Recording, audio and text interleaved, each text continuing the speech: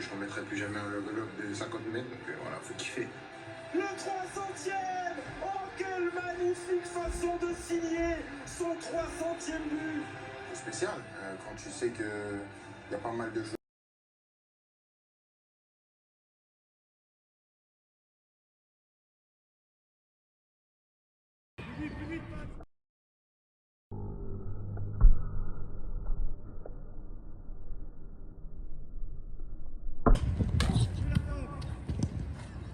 Good, buddy. Good, buddy.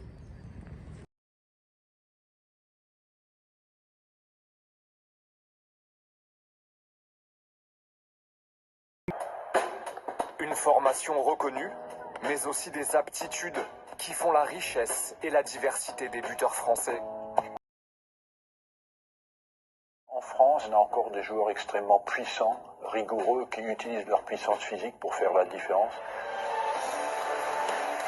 On est mieux préparé, que ce soit techniquement ou tactiquement. Il faut mettre l'intérieur, il faut mettre un pointu, mettre le pointu. Ils sentent le moment où ils doivent finir et ils utilisent la bonne surface.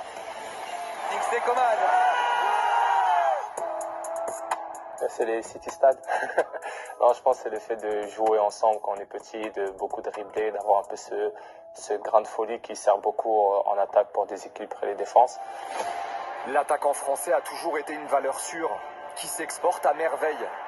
Cette saison, dans le top 5 européen, un seul attaquant allemand joue en dehors de la Bundesliga, 2 attaquants italiens hors de Serie A, 5 anglais loin de la Première Ligue, 7 espagnols, 25 attaquants français. Le but ultime de la formation, c'est de les préparer à être adaptables.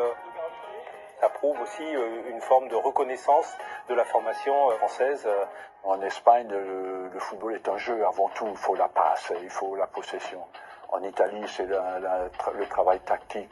En Angleterre, c'est le combat. Mais nos joueurs, ils sont équipés pour s'adapter à tout ça. Une cote qui se traduit aussi dans le prix.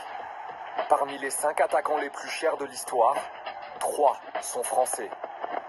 Une évidence pour Pierre Rondeau, économiste du sport spécialisé dans le football.